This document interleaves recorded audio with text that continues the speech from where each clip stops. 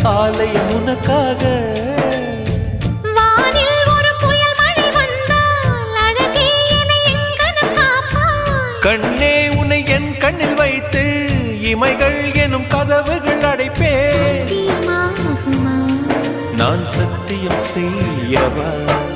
தொடு தொடுவெனவே வானவில் என்னை தூரத்தில் அழைக்கின்ற நேரம்.